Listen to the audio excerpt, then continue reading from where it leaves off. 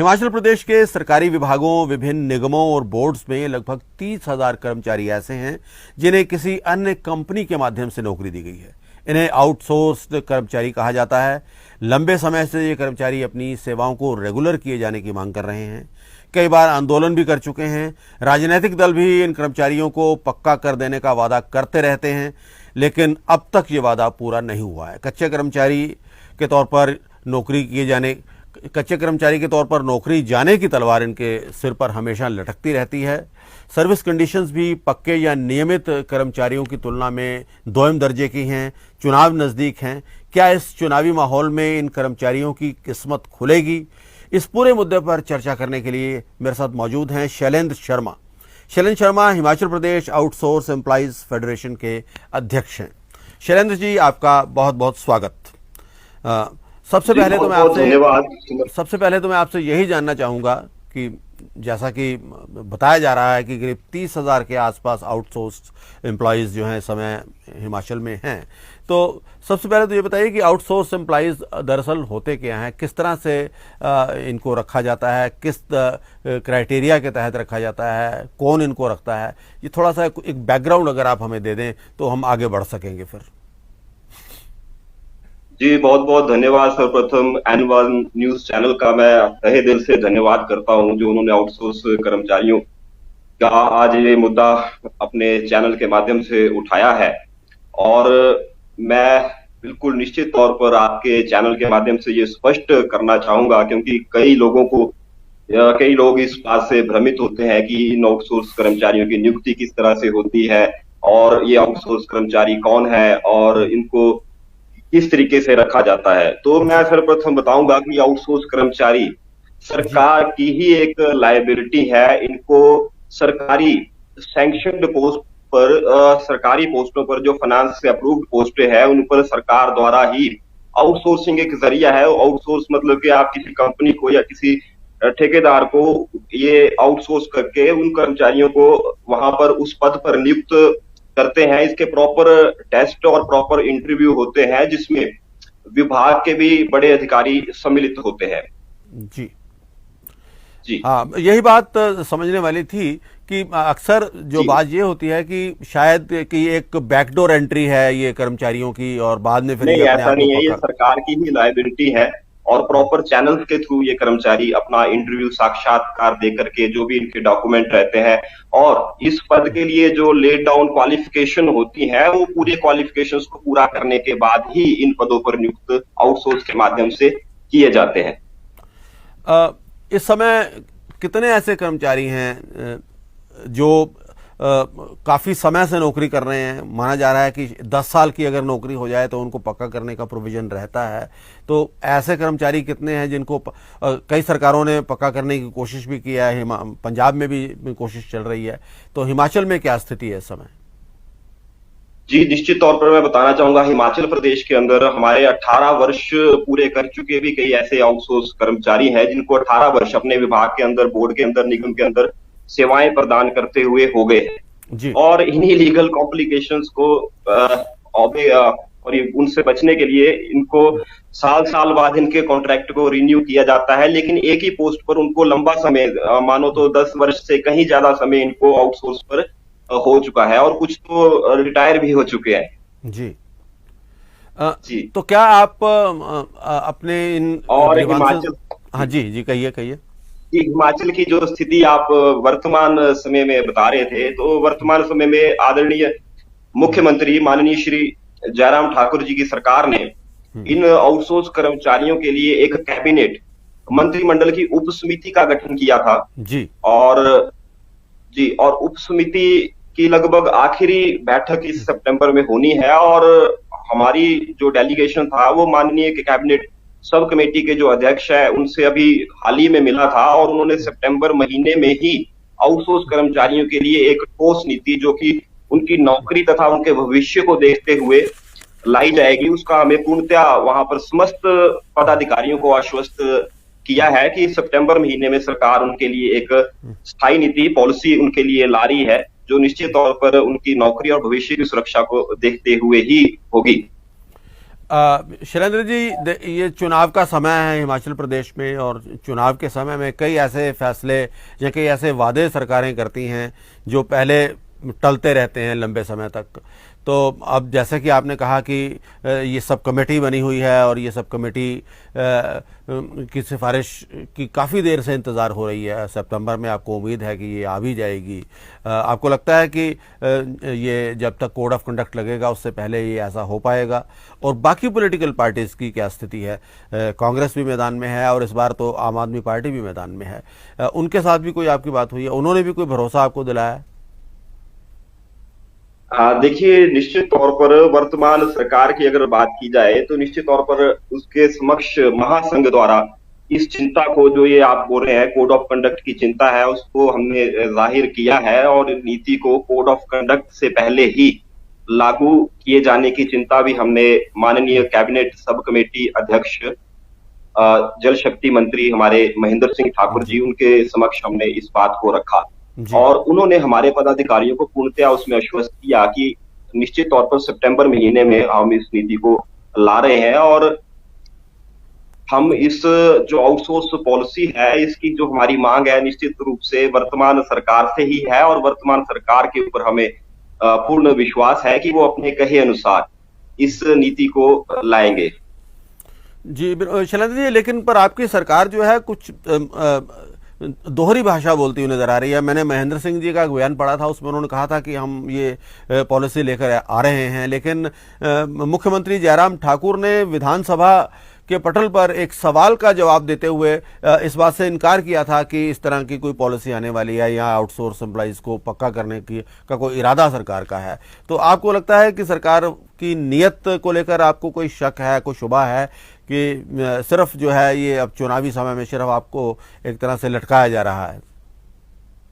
देखिए, प्रारंभिक दौर में वर्ष 2017 या 18 की अगर बात की जाए तो निश्चित रूप से ऐसे विधानसभा के कुछ एक प्रश्न थे जिसके जवाब में मुख्यमंत्री जी ने शायद इसको उस तरीके से किया हो, लेकिन उसके बाद जब महासंघ निरंतर अपनी मांगे रखता आया है सरकार से, तो चाहे वो हमारी कोई भी जायज मांग हो तो उसको लेकर के सरकार, मेरे को नहीं लगता कि किसी बात को लेकर के या कोई भी रिप्रेजेंटेशन महासंघ की सरकार द्वारा डिनायल मोड पर गई हो।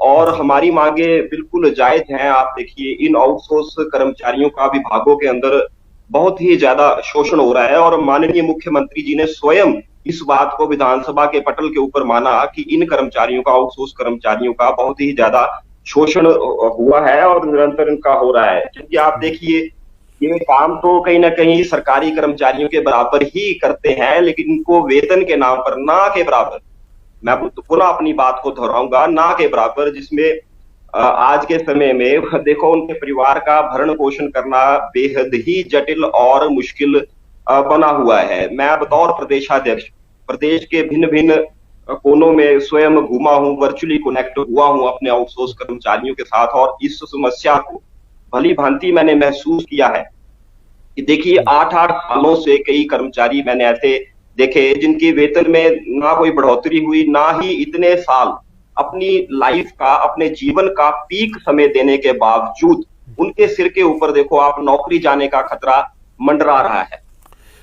तो इस वेतन का क्या क्राइटेरिया रहता है? किस है और हाल ही में माननीय मुख्यमंत्री जी द्वारा ही ये जो बयान आया था मीडिया के अंदर, तो माननीय मुख्यमंत्री जी ने ही बोला था कि हमारी सरकार काफी संवेदनशीलता के साथ इस मामले को देख रही है और द बेस्ट पॉसिबल, मैं पुनः बोलूंगा, बेस्ट पॉसिबल वे आउट जो भी इन कर्मचारियों के लिए होगा, हमारी सरकार निश्चित रूप से इन कर्मचारियों के लिए लाएगी।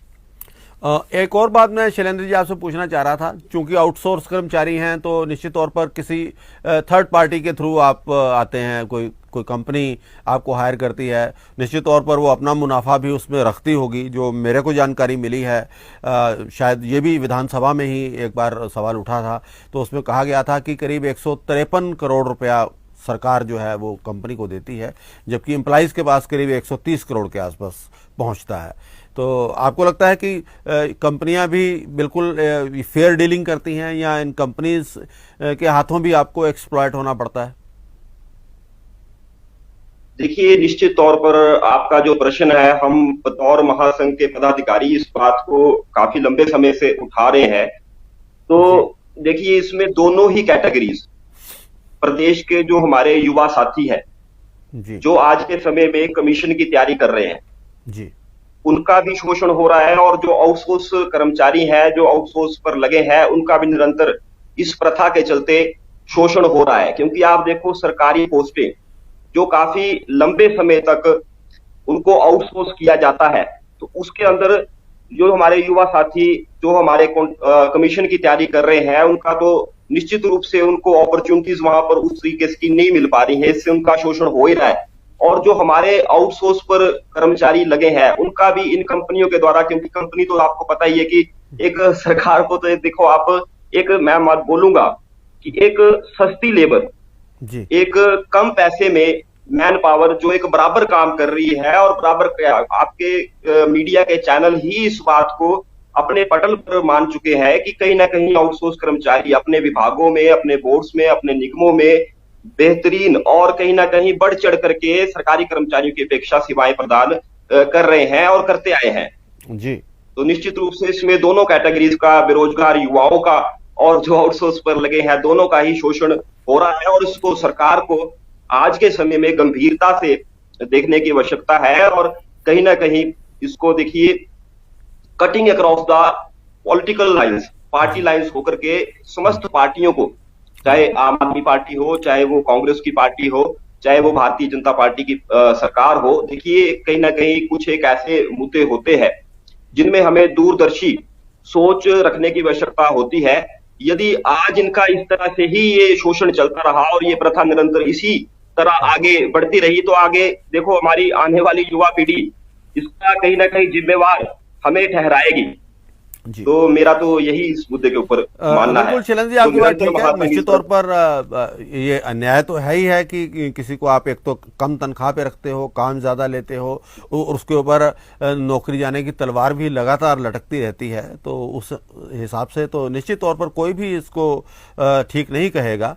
वहीं दूसरी तरफ मैं ये भी पूछना चाहता हूँ और कहीं ना कहीं देखिए आप युवाओं के ऊपर एक इसी प्रथा के चलते एक भेदभाव जो उनके विभागों के अंदर उनके साथ किया जा रहा है, और कहीं ना कहीं आप देखिए उनकी मानसिक स्थिति किस प्रकार की बन रही है।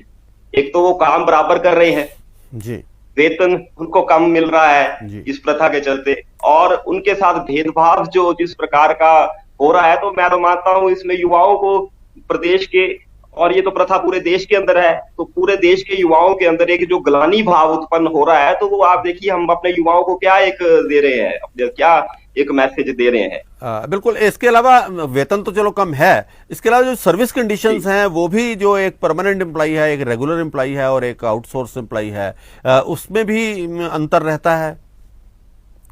निश्चित रूप से रहता है। और देखिए कहीं ना कहीं अगर सरकार इस मुद्दे को हल करना चाहे तो ऑलरेडी लेड डाउन पॉलिसीज के तहत इन कर्मचारियों को विभागों के अंदर समयोजित किया जा सकता है। अगर बात मैं अपने हिमाचल प्रदेश की करूं, तो हिमाचल प्रदेश के अंदर देखिए आप पैरा पॉलिसी के तहत, वो भी एक लेड डाउन पॉलिसी है, उसके तहत सरकार अगर चाहे तो इन कर्मचारियों को विभाग के अंदर समयोजित कर सकती है। और ऐसी अनेकों पॉलिसीज हैं, आप उनको अगर एकदम रिलैक्सेशन नहीं दे सकते, एकदम उनको रेगुलर नहीं कर सकते, यदि सरकार उनको इस तरह से नहीं कर सकती, लेकिन विभाग के अंदर समयोजित करते हुए कुछ ऐसा आप रास्ता निकाल सकते हैं कि उनका भविष्य, आने वाला समय उनका सुरक्षित हो। और सरकार इस बात को लेकर के मैं दोबारा बोलूंगा कि गंभीर है, और सरकार ने एक लीगल कमेटी के साथ भी इस चीज को हाल ही में सब कमेटी ने डिस्कस किया था, और जो भी न्यायपूर्वक इन कर्मचारियों के हित में फैसला होगा, हमें पूर्ण आशा है कि सब कमेटी इसको शीघ्र सुलझाएगी। क्योंकि आप देखो जल्दबाजी में भी कई मुद्दे